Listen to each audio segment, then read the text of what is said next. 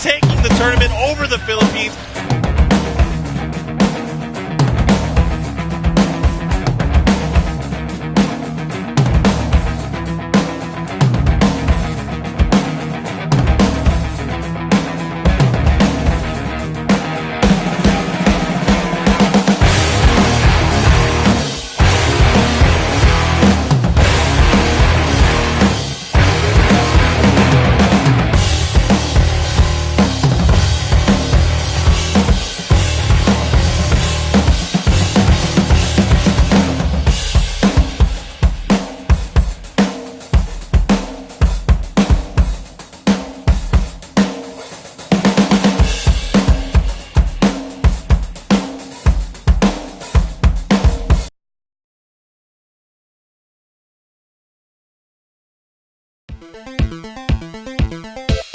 The Neutral.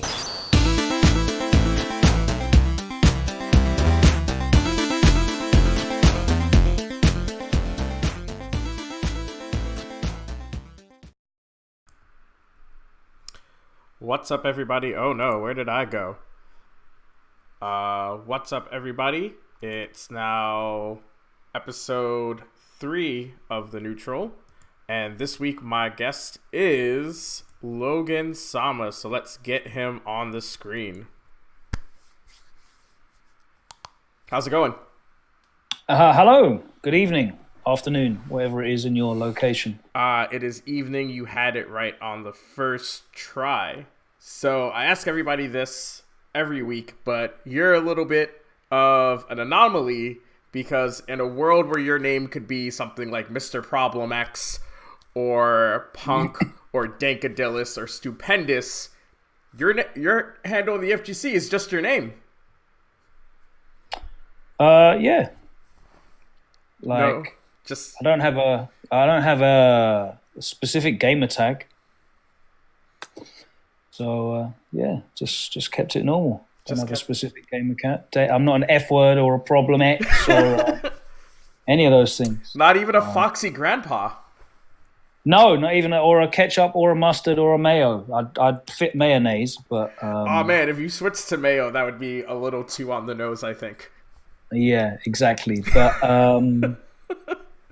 yeah, you know, it's a carryover, obviously, from my other profession. So we just maintain the consistency in the branding. Didn't want to start another weird gamer hag, Dark Hado 420 or some shit. I mean that's honestly fair. I mean, I don't know how many people. I feel like a decent number of people know this, but like you also have this whole music career, music industry side of you. But I mean, as like I also heard that you're like a big fan of like wrestling, so I thought that maybe that like with the FGC being so much like wrestling, that you know you could probably easily like part the waves here and have like DJ Logan-sama be the music industry side of you, and you know, have, I don't know, Mayo be your be your gamer name. I mean, I could have done, but I lack the creative insight to come up with another one, so I'm okay. But yeah, I guess we got Winner Stays On as well. That's works. The brand, and so you know, it's all good. I'm here anyway. All right, so I've heard the story that you started with the FGC with Street Fighter 4, but did you ever play like any other fighting games before that? Had you ever like picked up a Mortal Kombat or a Tekken? I remember renting out Mortal Kombat 3 from Blockbuster for like a week, and I didn't own it. I played Killer Instinct on the Super Nintendo in it's a store called Argos, but it's like a department store, but you order from a catalog, so they have it's not a store. Oh, okay. It's a catalog, and you order, and then they get it from the back and bring it to you, and it's like this weird concept that was a novelty here, and they're still going now. But I guess it saved them on space. But they had like a little display of Killer Instinct on the Super Nintendo, and I played that a little bit. Other than that, the only fighting game I ever owned was Alpha 2 on the Super Nintendo, which I hear is the like one of the worst ports ever made. And other than that, no, that was it. Street Fighter 4, filthy 09er. Yeah, it's so interesting to me because like one, you're like the first person on the show. I've been seeing like a growing trend of people so far that have been on the show, and between you, Shine, and JB, of like not really being like die in the wool fighting game heads before getting into the FGC. You all kind of like found your first game, which for I most think of you, the big difference between me and them is I'm vastly older than them. I mean, yeah, so you keep saying this, but you look like you found the fountain of youth. You, Daigo, and like Takedo. But yeah, we basically got in the same wave of discovering Street Fighter 4. I think the effect of seeing what was effectively Street Fighter 2, but with 3D graphics, was really powerful. Because I'd never really wanted to get into fighting games, and through seeing that, I looked it up, and I had friends that were kind of into Tekken a bit, and I'd sort of I'd been to the arcade a couple of times with them, and they'd played Tekken 5, and which was not great. Sorry, Tekken 4, which was not great. So I was sort of aware of the existence of this culture of playing fighting games seriously, and like I'd seen Tekken Zaibatsu website before, so I knew the stuff was out there. And then when Street Fighter 4 came out, I was like, yeah, like that's the shit I want to play. Like this looks cool. I want to have a go at this. So for me, I'm a nerd anyway. Like I like knowing everything about everything. I guess that's kind of why I work on commentary. But when I find something that I like, I just consume it voraciously. I will look everything up. I will search everything. I'll try and remember as much and I've always been like that since I was like really young. So with all the resources that were kind of out there with forums like SRK Forum and like YouTube becoming a thing, I can remember one of the first memorable sets I saw was Daigo versus Momochi playing Street Fighter 4. It was Ryu against Akuma, and Momochi did sweep. Daigo focus absorbed it, and Momochi cancelled into Demon, and I was like, wow, that's cool as fuck. I'd obviously seen like Evo Moment 37 before that, like when it went viral around like Facebook and shit. Oh god, I remember seeing that first time, and it blew my mind. Yeah, I was like, yo, and it's so cool because like there's so many different layers to understanding what's happening there. And I think as I got into the FGC, like the first couple of years, I'd go back and I could appreciate that Evo moment a bit more because of, like, firstly it's like cool and there's loads of noise. And you're like, yo, that guy won, he had no life, that's cool. And then you're like, yo, that guy parried the whole thing and the timing's really sick. And then you're like, yo, that guy parried a one-frame super that you can't parry on reaction. And it's like there's loads of levels as to why it was super sick. But yeah, I kind of... the initial thing was just being visually impressed by Street Fighter 4, and because it looked cool to me, I ended up getting into it and diving into the community in like '09, getting a shitty Hori EX2 stick for Xbox 360 and learning how to do fireballs and DP motions, and yeah, been lingering around ever since. I think lingering is a very generous way to put it. So I've heard a rumor, it's been confirmed on Twitch, that you're like not the sickest Street Fighter player to come out of the UK scene. Yeah, that's absolutely accurate. Yeah, that's absolutely accurate. So when you first got into the scene in like Street Fighter 4, did you, and because like you said, you voraciously consume it once you're into something, did you think, well, I've got this background, being a radio host and doing this broadcast thing, maybe commentary is more my commentary speed. Wasn't a thing. Commentary didn't exist. No, not really. It wasn't really a thing. Like, we started streaming in 2010, and like it was like Evo. That was about it. And like, I never really watched tournaments because it wasn't that prominent. Okay. Like when we started, we were streaming on Justin TV, so it's like super early. All right, Super I have to keep remembering how early Street Fighter 4 was, because I got into Street Fighter 4 like I think around Ultra. Like one of my biggest interactions was when Super was coming out, and Team Spooky just streamed the hell out of an early copy that they got, and they were just streaming 24 hours, and that pretty much like made Team Spooky a thing. From there, I just watched that, but I never kind of got into it thinking,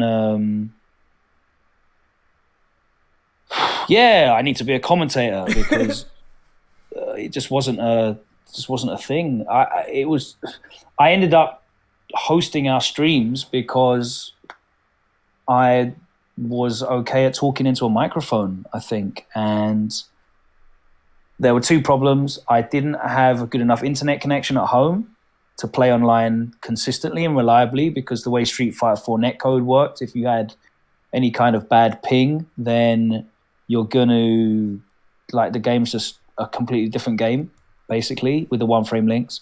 And I had just not enough time with the DJing and the travel. Mm-hmm. It was really difficult to find enough time to practice. So I was always going to be not as good as these guys that dedicate so much time and effort to it. But I understood what was going on, and I had a broadcast background, and I'm really good at injecting and projecting my passion into things.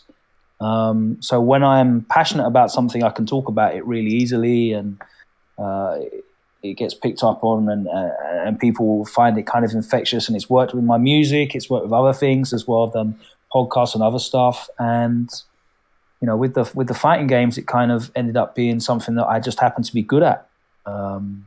Just conveying what was going on, understanding what I'm seeing, but my hands cannot do the things that my brain knows, unfortunately. And like I've played a lot with the guys here, and you know, I'll come to America, I'll play with guys like Gustavo will tell me I've literally got the worst execution that he's ever seen in a human being, just because I can't consistently do things on wheel. Like, I'll have moments where I look amazing, and then I'll do a stun combo and just miss a jump into a stand fierce or something. It's horrendous, but it is what it is.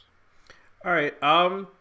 So then you're an old cat at this point. How do you think, especially for the UK scene? So let's ignore it. Let's pretend the rest of the world doesn't exist, and let's just. That's easy. Yeah. I mean, it's kind of on brand, but like, how do you think the UK, and maybe to a broader extent the European scene, has grown and progressed from when you first got in to now?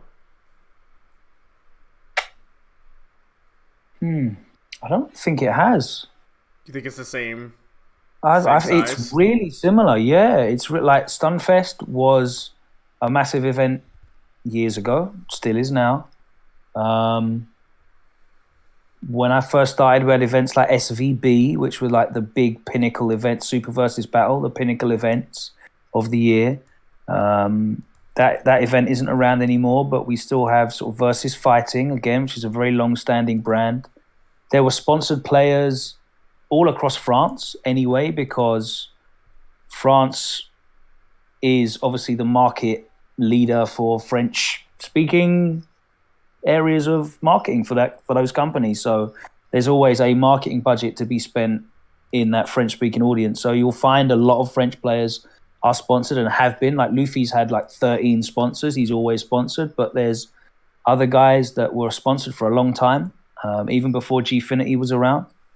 And I feel like you have that general esports growth, which gets people to speculate on and come in and try new things.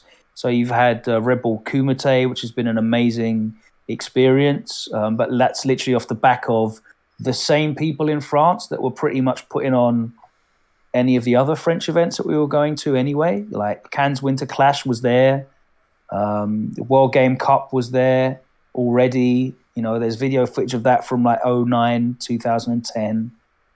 I don't really think it's changed a great deal, and it's still pretty much UK and France with a sprinkling of players from other countries across Europe. It's really very, very similar to what it was, and the numbers are pretty similar as well. Okay. I mean, that was actually not what I was expecting, because like I know from listening to you talk that like or I guess maybe it's a perception thing, right? That like it seems like there's more players coming out of the EU. I feel like you're getting a general trend of players breaking out worldwide into what is such a dominant American market, because we have these opportunities to travel. There's always been players in the EU that were good enough, like Luffy winning Evo in 2012, I can't remember when it was. Luffy winning Evo. Ryan Hart's always been a world-class competitor. We've had good players here, but it's just cost prohibitive to travel to America and travel to some of these events. The same way that we have these players in the Middle East and Latin America, and now, and even other regions in Asia like Korea and China, you're seeing players now that are getting sponsored by organizations, and it's allowing them to travel, and they're just appearing on the radar more. Like Problem X is able to go to any event that he chooses. Phenom, Luffy, they can go to any event, and they are at a position now where if you see those guys in a top 16 or a Problem X in a top 8, that's standard. That's not like, oh, who's this guy from Europe? It's standard because they're there and they're competing every week in the same way that you're getting Punk at any event he chooses, or Justin Wong, any event he chooses. That those opportunities are there, and I feel that's a more of a worldwide growth than any kind of specific growth in Europe. It's just that the players that are already there are getting a handful more opportunities. Okay. But that's all you need. You only need a handful because the FGC is not massive, so that little droplet can have big effects. Yeah, no, 100%. So then I guess a direction that we can take this in is that, you know, the tour itself, especially for Street Fighter, let's forget some of the other scenes because their tours are either new or or brand new sort of ideas. The Capcom Cup has been the Capcom Pro Tour is a little bit older than most. Do you it was definitely like the instigator of it. Yeah, do you think the tour is progressing in the right direction of being less American centric? Because I feel like the last year was like, if you couldn't go to Japan and the US, you were screwed. This year is more American centric, I think. You think it's do you think it's better than last year though? I mean, we got another Premier event, and Latin America have a Premier event, so yes. I guess so, but again, like, such minor things can appear to have such big effects. Having one more Premier event in a region is a big deal for that region, but it's not really a massive change. And that change can get wheeled back very, very, very quickly. So it's still going to be USA and Japan focused and centric because they're the biggest markets. And realistically, esports at the moment is more so in the marketing column than it is in the revenue generation column. those broadcasting rights are not worth a lot of money.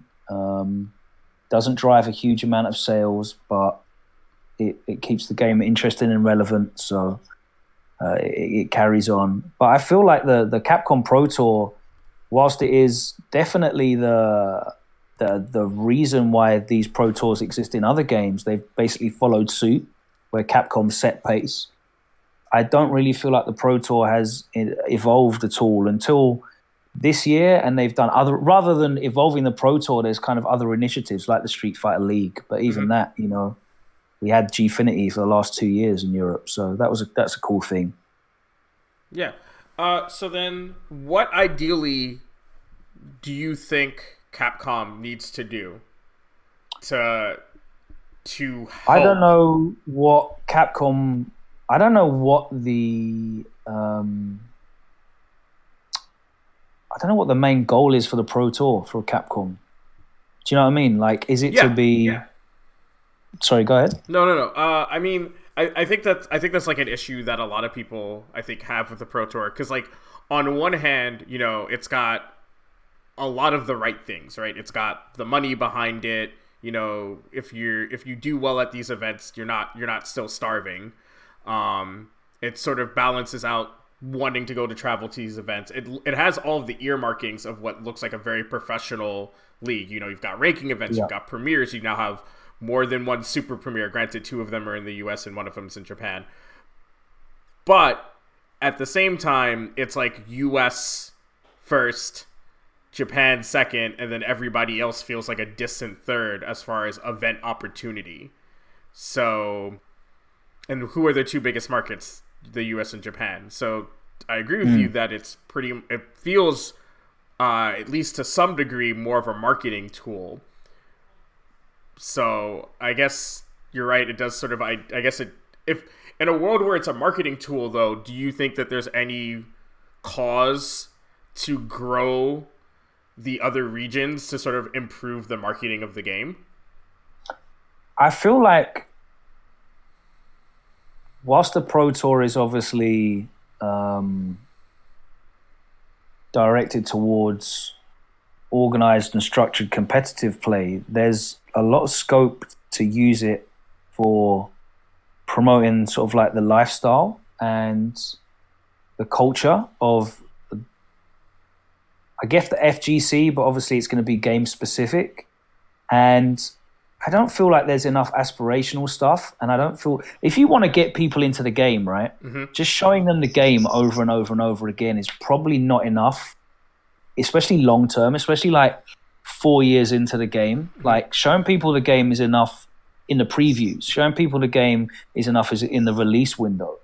But I'd love to see more like aspirational stuff, more storytelling, more stuff to raise the general IQ of the viewer as well. I feel like the average stream monster doesn't know enough about what's going on outside of win and loss to really get invested in player progression and understanding, like overcoming, outside of James Chen or Sajam, whoever saying, yeah, this is a bad matchup for blah blah blah, and then they win the matchup.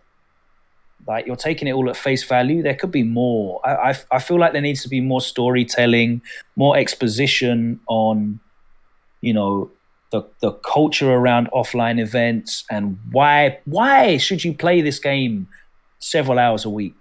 Why should you turn your PlayStation on or your PC on and load up Street Fighter 5 over any number of other games? Not even just fighting games, like any games. Why should you put your time into this? And I feel like we need to do more to make it look attractive. And that's not a big check, holding a big check up on stage at the end.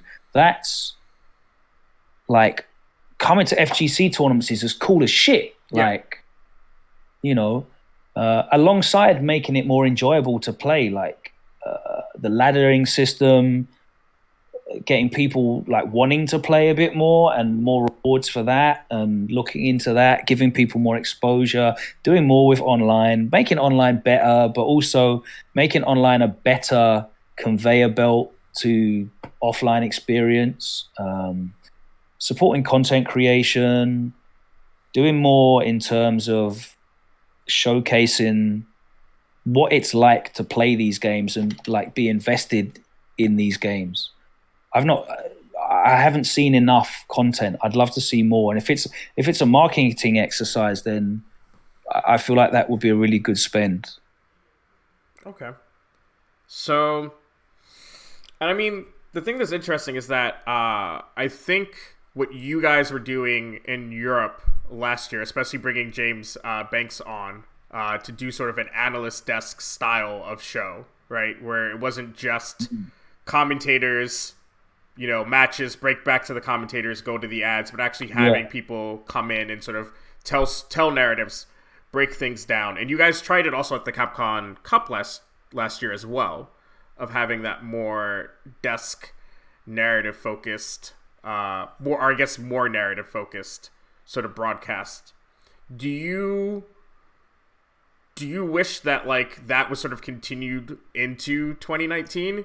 Because it looks like it was an experiment for 2018, and then it stopped. That shit cost money. Yeah.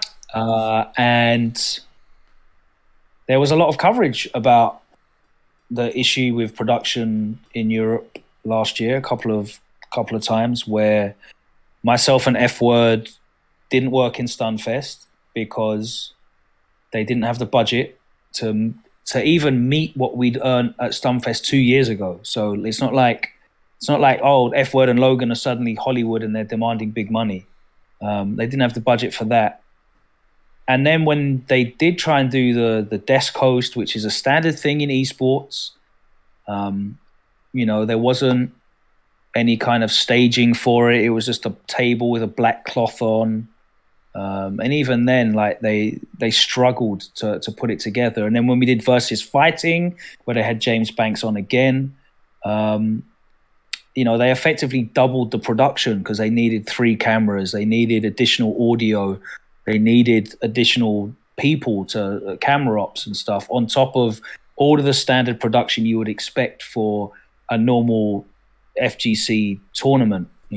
Player cam, commentary cam, all of that stuff, audio, capture, game, all that stuff. So it just upped the cost, but the production budget didn't increase it, and it wasn't approved as well. So they tried it, and I guess like there's loads of things that lots of people would love to try. There's so many creative people in the FGC, and there's a lot of the stuff that we were trying had been done already in America as well. So it was known that it could work, but the production budget needs to be there to deliver these things. These things cost money, and it's not like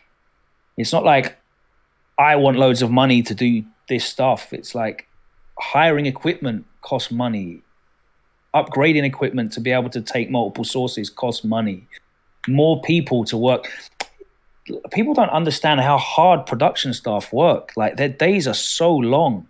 An event like Evo, and people are talking about, we should make, Evo 4 days, 5 days. It's a festival of, cool. Like to go from 3 days to 4 days, an event will probably double your production budget because you just burn through people. They're sitting there working 14-hour days every day, back to back to back, making sure that these streams run. And the increments in production quality against the increasing cost is enormous. Like, especially when you think about what the end user is used to. The end user cares about the game on their screen and knowing what the score is and who's playing. You can do that on a laptop with some Logitech C920 webcams. Easily. You can easily do that on a laptop. But if you want to go from that to a decent quality camera, well, you need different capture equipment. You need, how are you going to mix the video? Are you going to do it in software? Or are you going to do it in hardware? Software is cheaper but unreliable. Hardware is massively expensive, but it's not going to go down. Then, are you going to do multiple streams? We've got loads of pools. We've got loads of games. Everyone wants their stream time. You're going to have to do the same thing and have multiple streams. So that means, you're now multiplying everything up. Now, do we have the internet connection that's good enough? We're working in hotel ballrooms.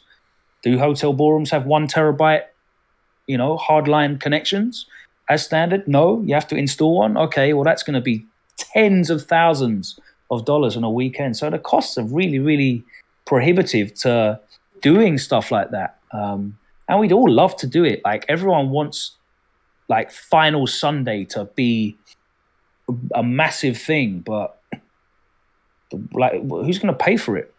Are the publishers going to pay for it? Because we're playing a game that doesn't have 100 million people playing it like Fortnite does, or even tens of millions of people playing it like CSGO and Dota. So, like, where's the money going to come from? There's no broadcast right.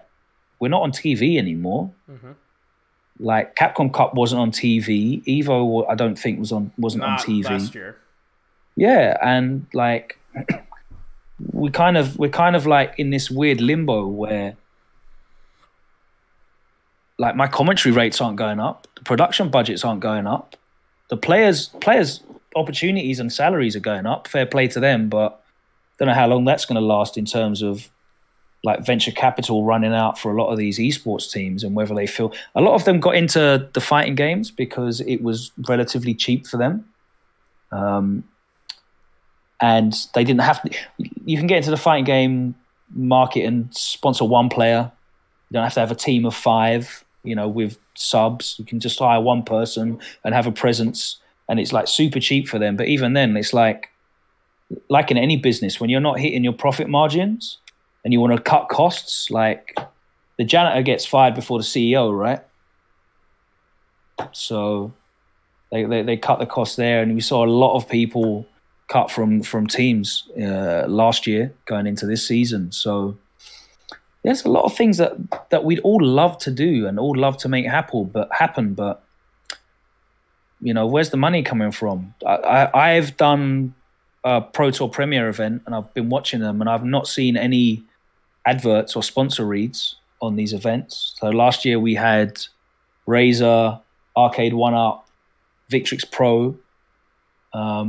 We're not doing any of these reads anymore. So where's the sponsorship money? If there's no sponsorship money, I guess then Capcom's eating all of the cost, and that means that investment's not going to go up. It's probably going to go down. So I don't want to try and be like super bleak. But like it's a false economy to me, which is why I really focus on just enjoying the game, having fun with the game, like trying to get back to the core things. I really don't like esports. I don't like esports much. Wait, really? I never would have guessed that Logan-sama is part of the anti-esports club. I never would have guessed. Yeah, I just find it really like against all of the strengths and positives that the FGC are about, which is like personality, camaraderie, diversity as well. Because good God, like you watch any esports broadcast, it looks like everyone on the desk came out of a factory. Like they all look like me, but in a bad suit. It's terrible. But you watch a FGC event, and it's just people from everywhere, every different walk of life, and there's so much character, and it's so much more interesting to me than like watching CSGO broadcasts or FIFA broadcasts or whatever. It's just, I don't find it exciting. I find the FGC vibrant, and esports is not vibrant. It's really manufactured and plastic, I mean, I disagree to an extent, because like, feel free. So I got into esports initially through the FGC. That was my first introduction to professional video games. For other people it's like StarCraft or CSGO or Dota. Mm-hmm. For me it was the FGC. And then the same people who got me into looking at professional fighting games are the same people that got me into League of Legends. Yeah. And I will agree that like I wish there was more diversity in just not just like actual ethnic diversity, but just like diversity in the broadcast. But I can tell you from like physically going to like league events, even going to like the LCS, the weekly broadcast over in LA, because I did that for a week. There's that same energy in the people that love it that you get. Oh no, absolutely, absolutely. The crowds are fantastic. You only have to watch. We had the CWL in London in the Copper Box in Stratford. Yeah, the crowd was cool. It was like a football crowd. Yeah. Loads of energy, but there's no character. Everyone's there's no personality in it. It's just like it is literally a crowd. Like it's a herd mentality, and I don't get that from the FGC. Like the crowd is not one. Like the crowd are competitors. Furthermore, like they're all there and they're all the bums that have like been dropped out of the bracket. Whereas you go to a lot of these other events and the crowd are just people there to watch, and it's such a different dynamic. I think that's partially though because like I always akin the FGC to like the carnival, right? Okay. Everybody go like the barrier of entry is super low. You go there. What kind of carnival are we talking about? Are we talking about like teacup rides and Ferris wheels, or are we talking about like Rio Carnival or that kind of stuff? We're talking like teacup. Fun Carnival or like. All right, so. All right, so I'll say circus. Fair. So I'll say like the circus, right? Because you go there because it's in town. It's pretty hype. Maybe you've heard of a really cool act, so you go out and you're usually there with your mates. You're there to have fun, and the end result doesn't really matter, right? Because being there is fun in itself. I akin esports to going to like an amusement park. You're going there because like you can spend a lot of money, and it's the more of the spectacle of being at the amusement park. So like going to like Disney,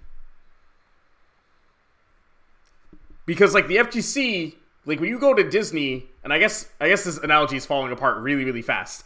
But that's the problem with analogies; they're always tenuous. Yeah, I guess the biggest problem is though is that I understand your point. I understand your point in that one is a bit more corporate, but the scale is much bigger, and you're there for the grandiosity of it and the scope of the attractions. Yeah, and the other one is like homely, a bit more homely, and like it's a bit rougher around the edges, and you're there for like you said, you go in with your mates, and it's more of a off the cuff interaction. Yeah, you don't have to. Yeah. I understand the premise of your analogy. So yeah, I don't disagree with that, but that's kind of like what I don't like about it.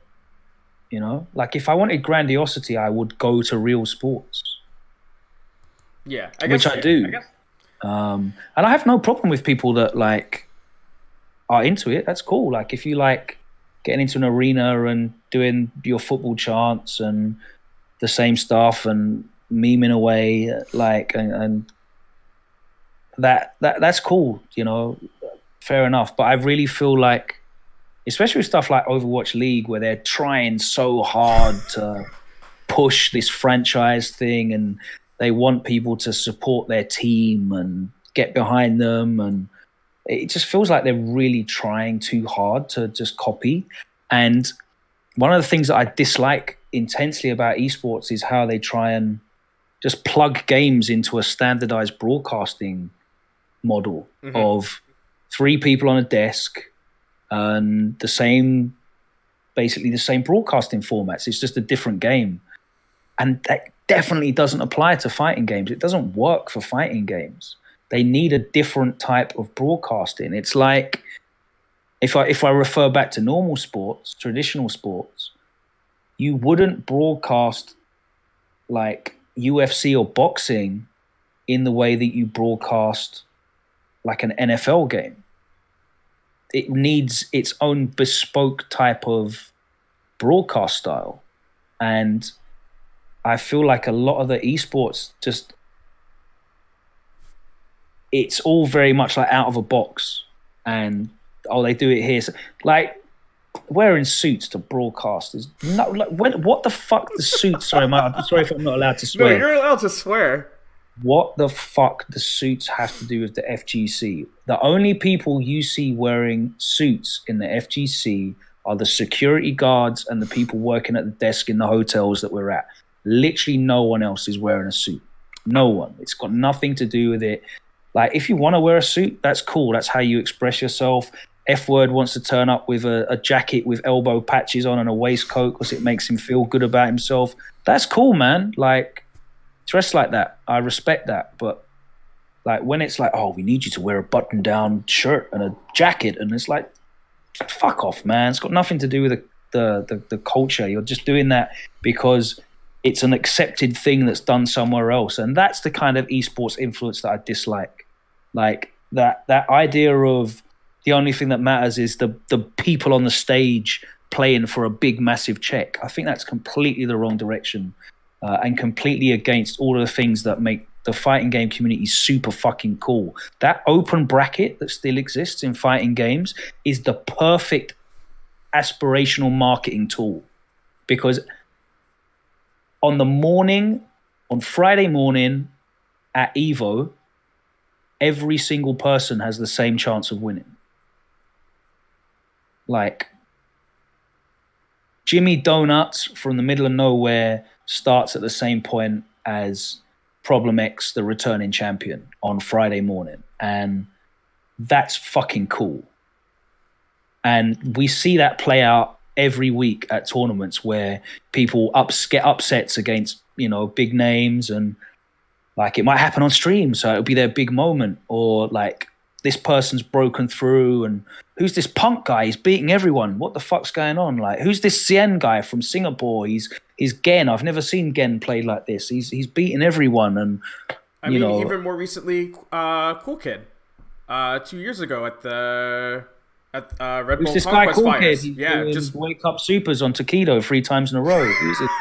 Like, it's those things are cool. Yeah. And that being able to follow people on their journey and showing people that if you work hard, it is possible that you can have some of that glory. I think that's amazing aspirational marketing, and I really prefer that over people in suits at the desk against invited teams that are, wearing the same jersey, and they all look the same.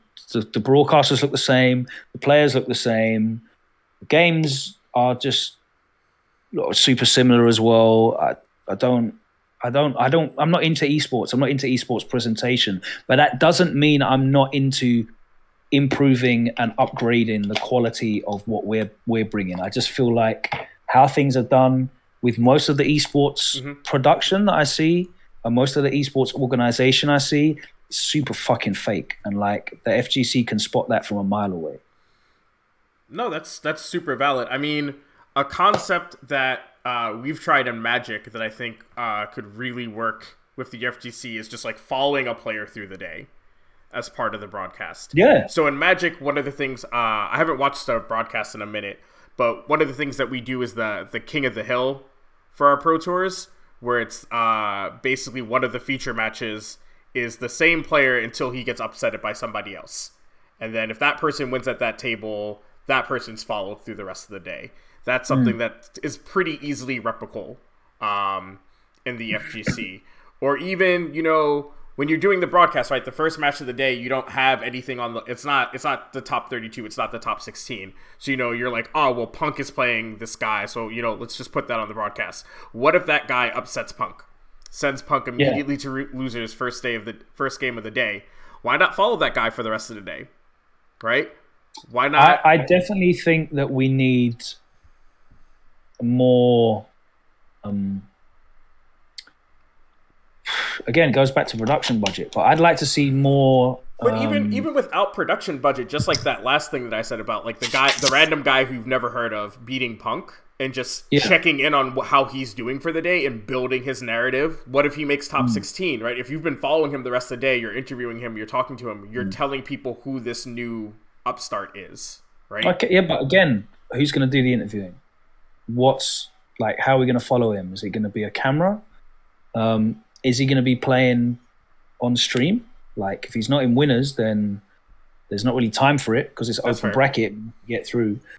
I like all this stuff needs more production budget, and that needs to come from somewhere. But I agree, like, there's stuff that we can do that's easily replicable. Like, if we can't have a second stream, why is there not a second capture stream, a setup? Like, because everyone's getting all their content sniped by these rippers, these stream rippers who are just uploading games straight away.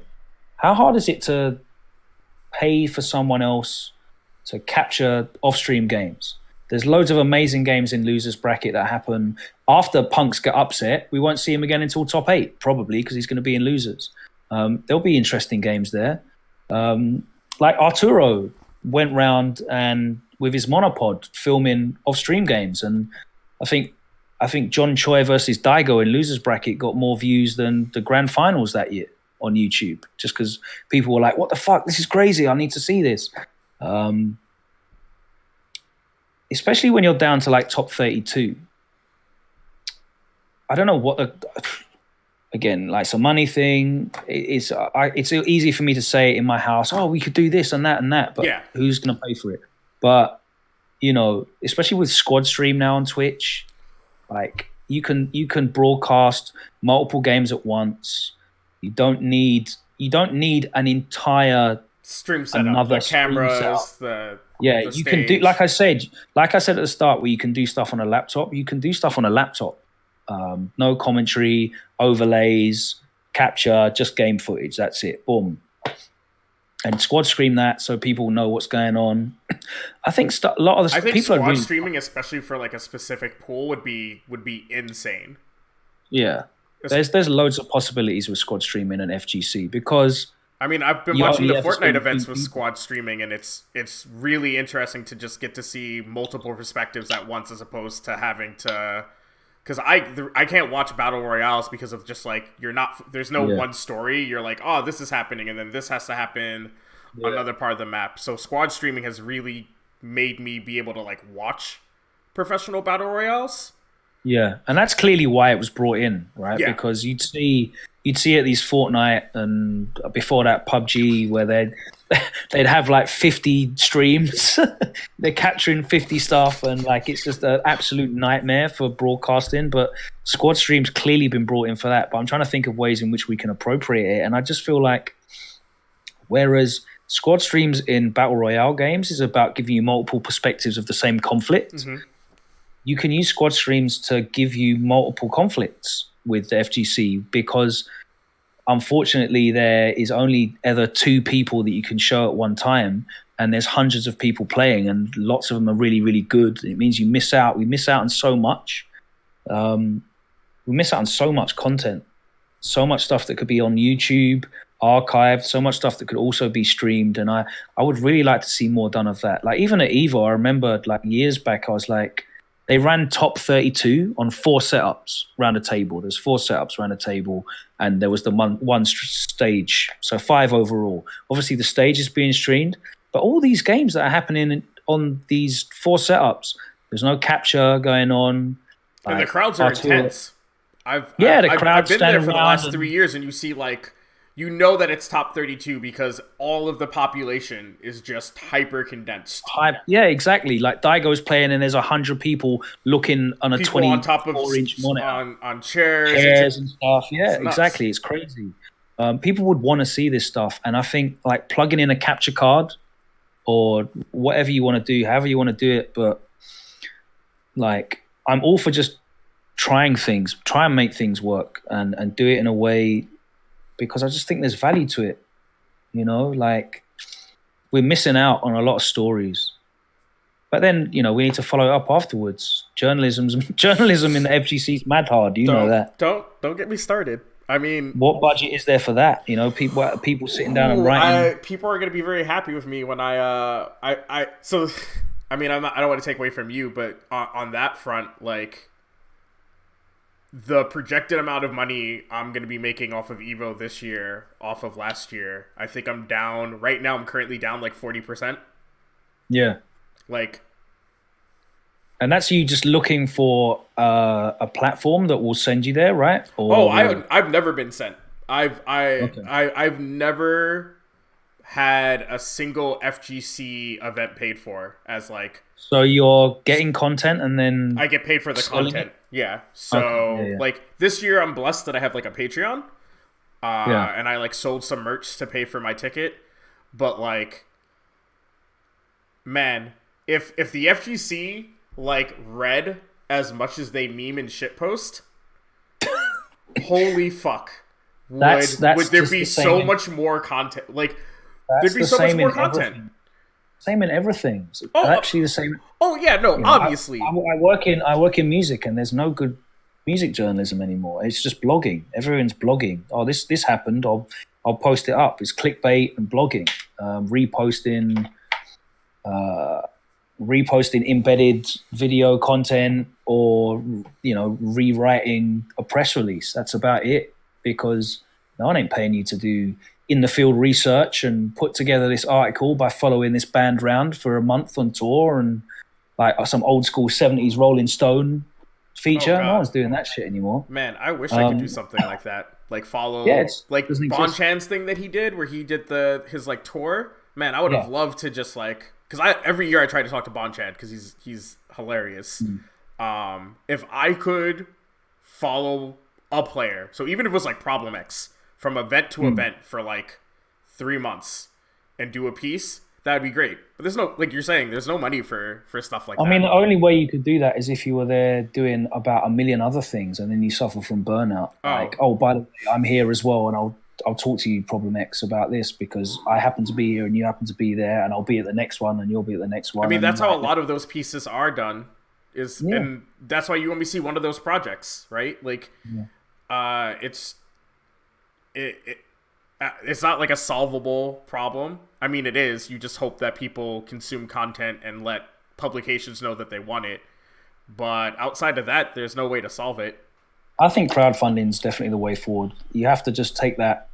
You have to take that dive and eat shit and ramen noodles for a year until you build an audience up of a few hundred people. Because realistically, like the cool thing about Patreon and like other crowdfunding sources are, you don't need a lot of people. You don't need a lot of people. Like, I mean, I have 69 and I make $261. Yeah, that's a blessing. Yeah, that just allows you to not be completely on your face, broke from doing something that you love doing. And you carry on, and it'll build up, and you kind of fine tune the quality of your content, because like it's literally the same as playing the game. The more you do it, the better you get at it, and you'll improve, and your delivery will be better of what you're giving to the people. You'll kind of tune in more into what they're reacting and responding to, and you can find a happy middle ground between content that's connecting with your audience and content that you actually want to make, and try and balance that out, all at the same time of trying to be creative with it and giving people different ways in which they can invest in you. And I think, I spoke to Justin Wong for an interview, and we were talking all about how people need to just be a bit more creative to make things sustainable. Yeah. Because, I mean, look at him and his 15 sponsors right now. Exactly. And he's in a blessed position because he's been playing games for 20 plus years, that he has that cachet the same way that Daigo does, that they're going to be fine forever. They're always going to be at the front of the queue because they've earned that position. But if you're starting out and you're not the front of the queue and you're not the main go-to person for anything, then you need to work harder than the people at the front to catch them up, or work in different ways. That's the real winner. If you find like something different to do, then you have a free captive audience. It's just whether that different thing people care about it or not.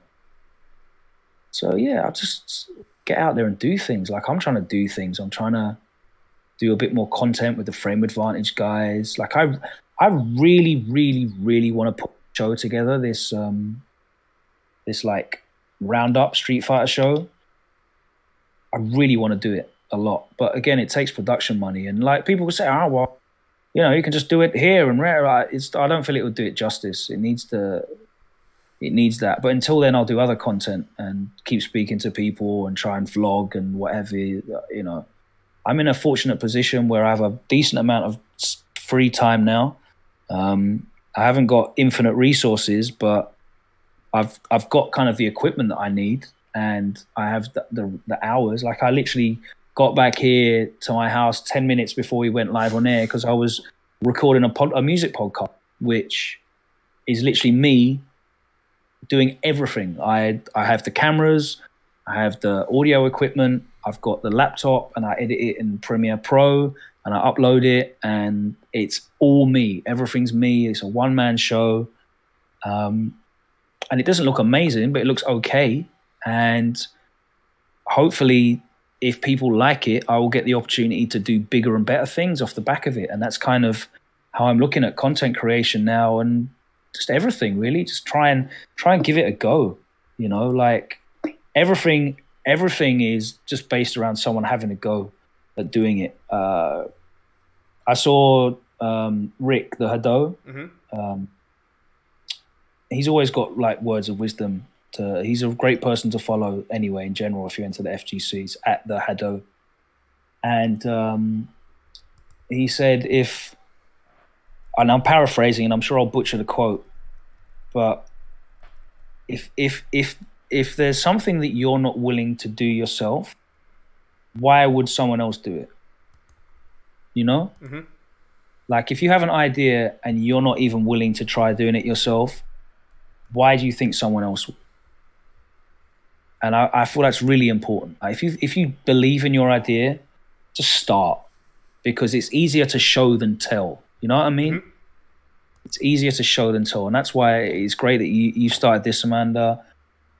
Loads of other people are trying to start things up, podcasts all over the place, and different types of content. I just want to see people get creative with it as well. Try different ideas, different things, and hopefully everything will grow and evolve, because that's just how things grow and evolve. People trying out new shit. That is literally evolution. Nah, I mean, this show started, and I think I told people when I first announced the first episode that I knew what was going to happen with my Evo content.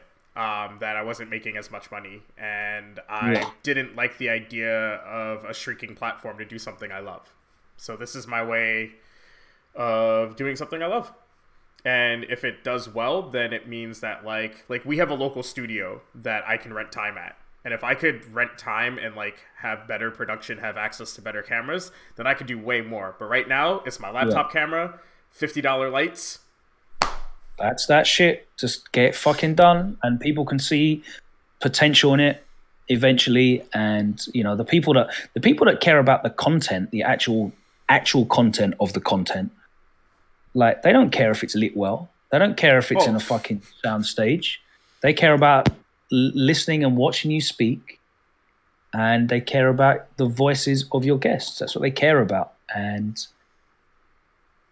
up in the production value will help in other places, and it'll probably grow your audience. But that core audience care about the actual content. So yeah, like, it's great. And I've seen you be frustrated and down with how things are, the industry and the opportunities. And I feel like specifically for you, it's really important for you, but for everyone else to see it as well, for you to turn that into, okay, well, fuck it, I'm going to do something myself then. You know, I'm going to be proactive. I'm not going to let the depression hold me down at home and just give up on shit. Like, I think it's hugely admirable to see that when, you know, the marketplace is not like really forthcoming in our areas of that we're passionate about. Yeah, you could go and write generic esports shit and fucking the same old articles about the same old thing or whatever, but that's not for you. You know, it's not for you. And for you to just go, okay, cool, well, I'm going to do this.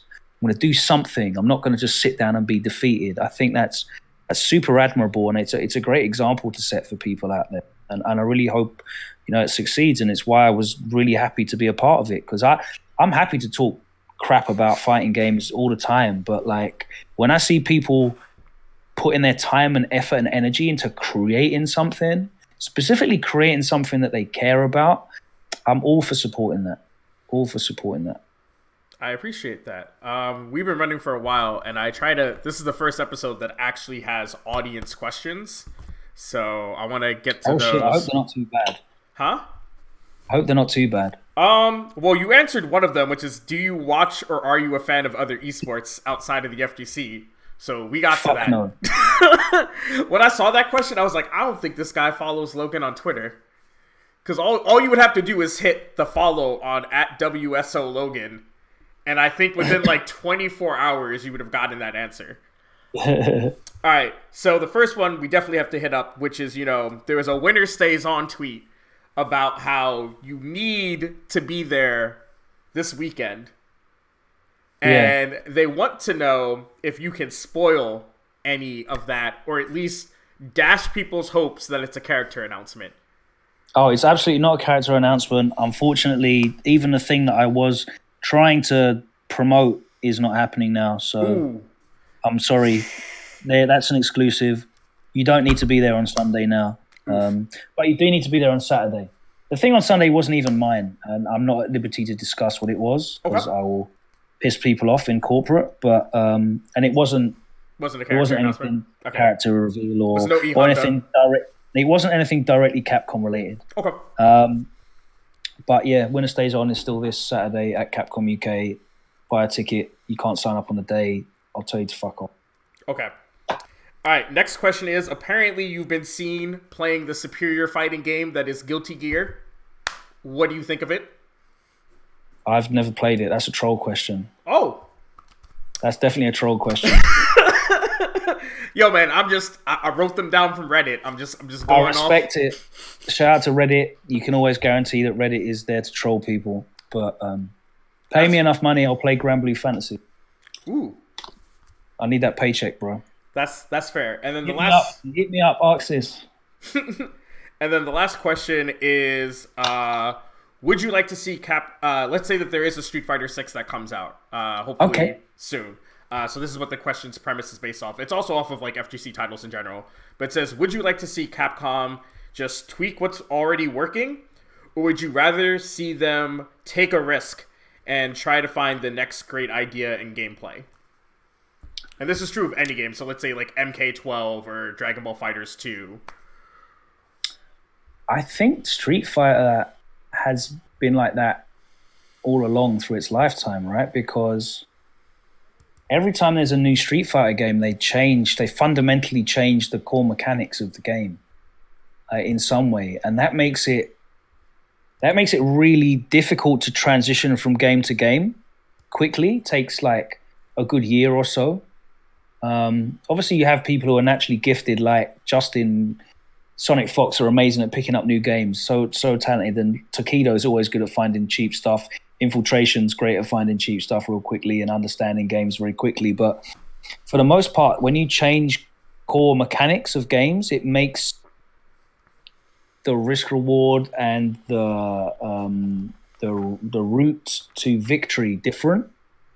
And it means that people have to play in different ways, especially when a game's lasted like 6 to 10 years. You kind of get comfortable playing a certain way, right? And I see this with Street Fighter 5. People aren't able to win in the way that they got accustomed to winning in Street Fighter 4, especially if Street Fighter 4 is your first game. Like, you're not used to this changing, but it's always been the case. If you played Street Fighter 2 and you're like a solid Fireball, Dragon Punch kind of person, and then all of a sudden you're playing Street Fighter 3 Third Strike and fireballs are absolutely irrelevant and anti-airs a risk because they can air parry. It's a very different game, even though superficially it's the same. Even like Alpha 3 brought in like air blocking, which is really different. The activations were really different as well. It's a very different game. Then Street Fighter 4 focus attacks and all kinds of different mechanics that were involved in that.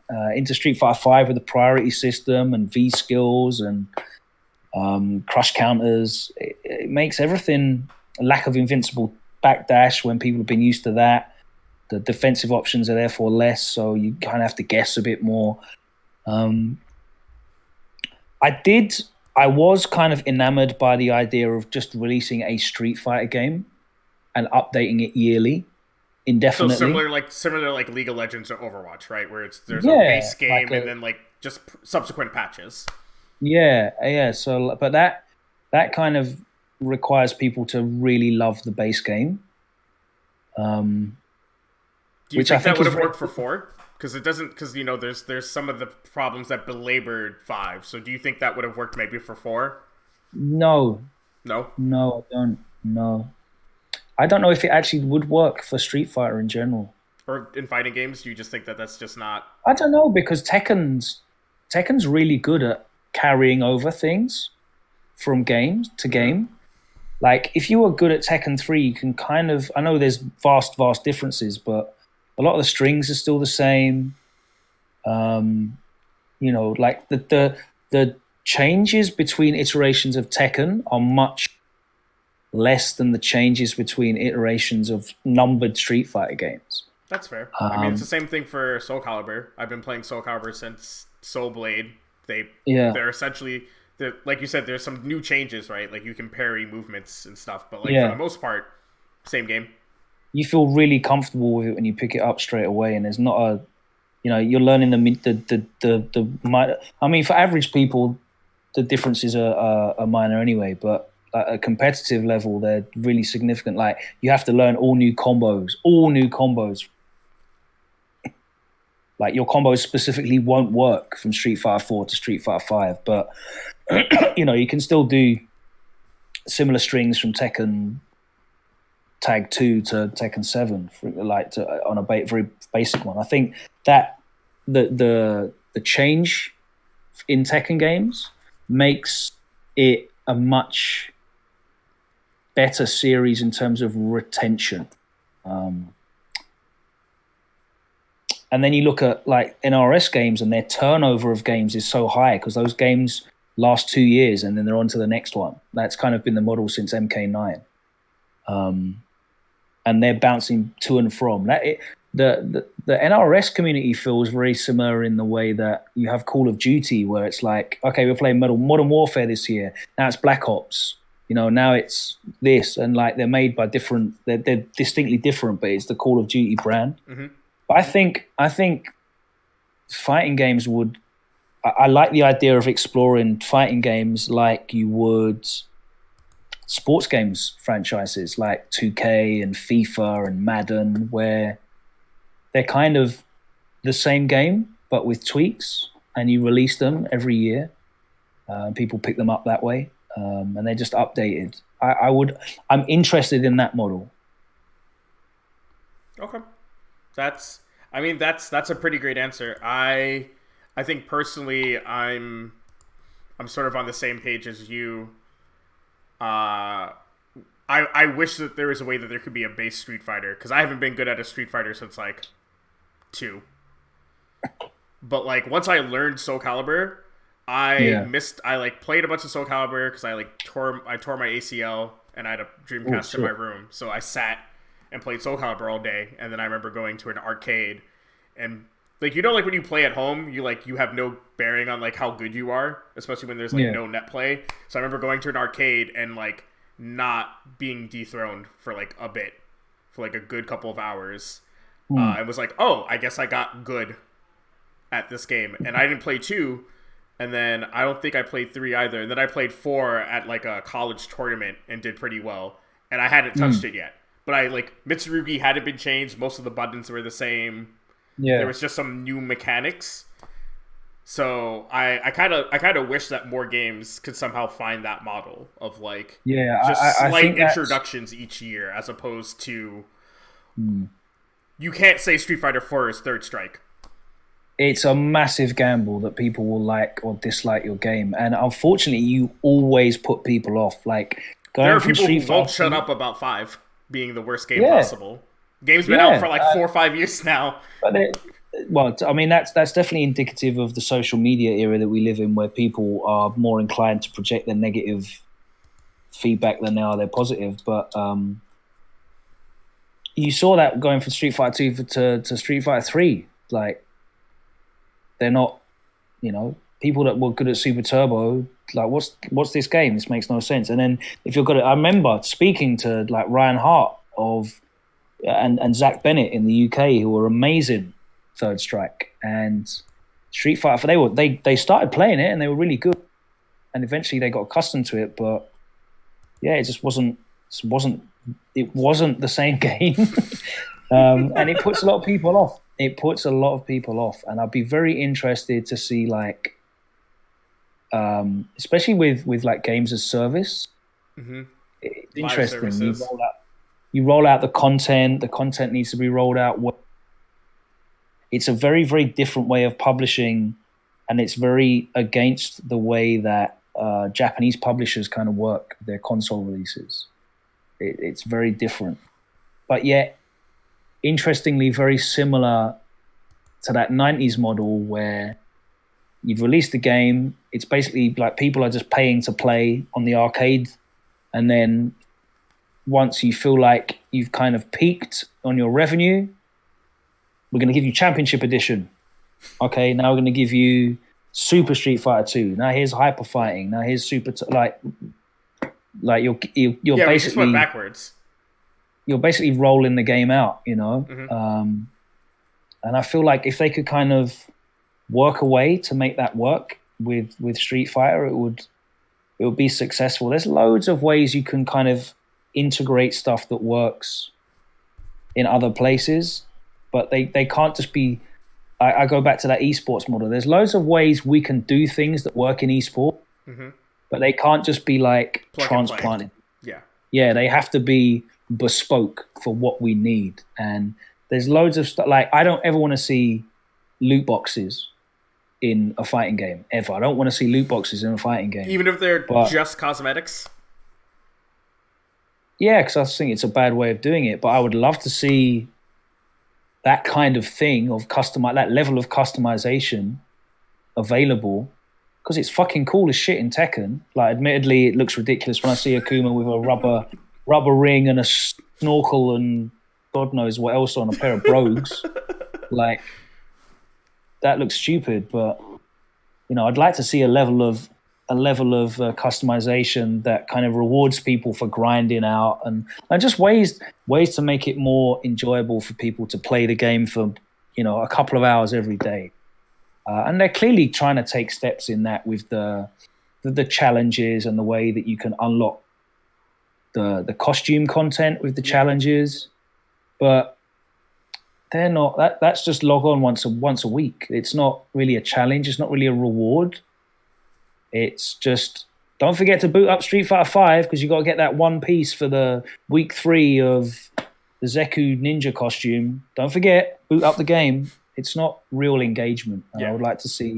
I definitely would like to see more rewards. Like, the titles are cool and people getting Ultimate Grandmaster and Warlord is hugely impressive, but like, they should have shit for that. They should have more than just a little banner. They should have like the shit that they did with Rage, where people were getting their own unique in-game color, or like when Mena had his own costume with the shape up after winning Capcom Cup that only he could use.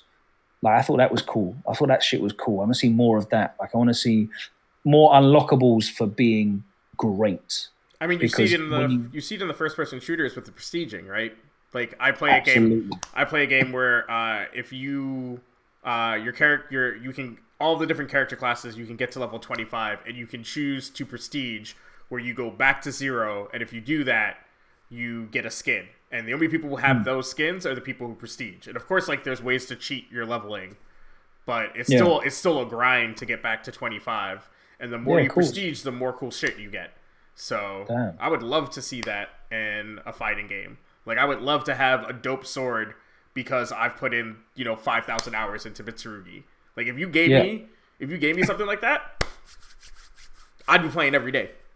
And it's proven to have a positive benefit as a player as well, to play more. Like, Problem X has played 81,000 games. Trashbox has played like 70,000 games, and they're excellent. They're clearly excellent at the game. Anyone that's Warlord or Ultimate Grandmaster is clearly excellent at the game. So You should encourage people to put more time into it. And there's loads of ideas that I've got for improving single player engagement outside of doing arcade mode, which is the fucking laziest shit. I got in trouble a couple of years ago when like dullards were screaming out for arcade mode, and I'm like, that is the lowest hanging fruit of single player ever. The lowest hanging fruit. I forget the games have them. Who gives a shit about arcade? Just play CPU, and you've got a story mode. It's such low hanging fruit. I know people like just booting the game up and playing for a bit, and that's it. But let's give them a better way to do that. Arcade mode is so it's. We can do better than arcade mode in 2019. I need to make that a motivational poster. Vote for Logan. We can do better than arcade mode. The FGC is better than Logan, though. Don't ever forget that. I think if you look at the sales on NRS games and their focus and devotion to quality single player content, Street Fighter V and Tekken has better player retention, obviously, but you look at those NRS sales. As a games journalist, coming in from the other side with games reviews, you get a ton of really good single player content. That game's going to get a good review. Is going to be echo chambered out there that the game's good, and then the sales, we're doing 3 million, 5 million, 8 million units, rather than it's not even got arcade mode and the online, so this game's trash. And look at Ken's face. It's like it starts to snowball where people pick up shit like Ken's face, which is. I mean, look at Marvel. Look at Infinite. Yeah. Everybody complained. That game is solid. I love that game. I still play it. We have a local scene. We have a monthly. Went from a weekly to a monthly. It's fun. Yeah. But too many people were so caught up on the UI and the graphics that they're and everybody heard that, so nobody bought the game. Everybody was like, "Oh, look at the UI." And then the game came out, and it was really cool, and everyone that played it liked it. And unfortunately, the game died because of other reasons, based on support and commitment. And fighting game players like to. But who wants to? I mean, I can't blame Capcom this time. Who wants to support a game that's just getting doo-dooed on? It was rushed, I guess. But that's why all of this stuff matters. It's all a big. Oh, I was just being honest. If I was at Capcom and my game's getting doo-dooed on all day, every day, I probably wouldn't do more than Battle of the Stones either. I mean, if you have a long-term roadmap for it, then you devote the R&D to polishing that look up and making it look better for season 2 and doing I think there was a lot of problems with that game. Shit. Yeah. So obviously there wasn't the roadmap there, but I think that's a big problem. You need to understand what people care about in the wider sphere, and that is things looking. That's what Dragon Ball FighterZ did so well when it came out. It looked wow. Yo, that game we've just been watching so much fun. We've just been watching Dragon Ball Super, and the animation looks like a child did it. And then you load up Dragon Ball FighterZ, and it looks better than the animation in the thing you just watched. And you're like, wait a second. I thought you didn't watch any anime. I don't at all. But you just. I was talking about what people were doing. Oh, okay. Watching Dragon Ball Super. It just finished, and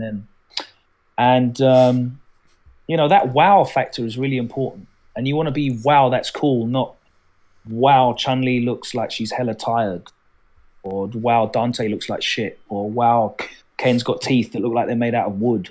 You want to be wow, that looks amazing. So all of that stuff matters.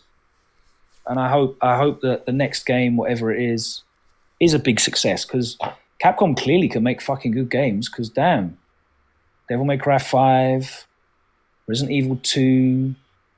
Monster Hunter, they're smashing it. Even Mega Man 11 was good fun. Really enjoyed that. They're doing really well. It's just the fighting games have had 2 back-to-back games that haven't been well received and haven't built on an incredibly strong foundation laid by Street Fighter 4 and Marvel 3. It's a shame. Yeah. All right. So we've been at this for like an hour and a half almost. So, which is fine. I knew the downside of having a commentator on is that they actually have things to say, whereas people like Shine and JB, they're not used to talking so much. So, where can everybody find you on the interwebs? What is your next event? Oh goodness. I think my next CPT event's going to be Reflect, which is the London ranking event. Okay. Which is in the middle of June. Okay. I believe. Well, I have the Capcom page, I think, up, so I can tell people. Yeah.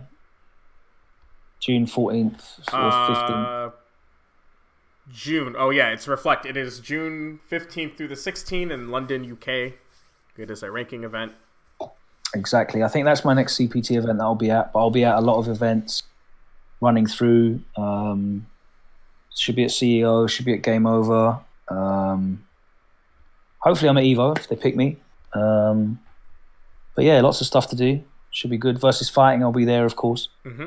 In the UK, it's a premiere. At the moment, I'm being rotated out of Celtic Throwdown because we have a rotation schedule for the commentators in Europe.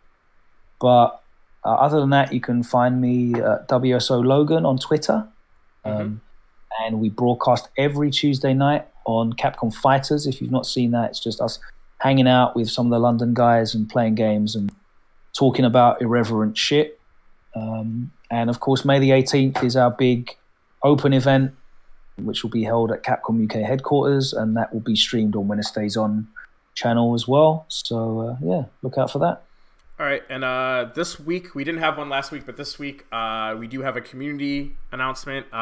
If you guys haven't heard, Sherry Gen X is doing really great work with the eFight Pass, trying to help players tackle their visa issues so that they can, travel more and do more.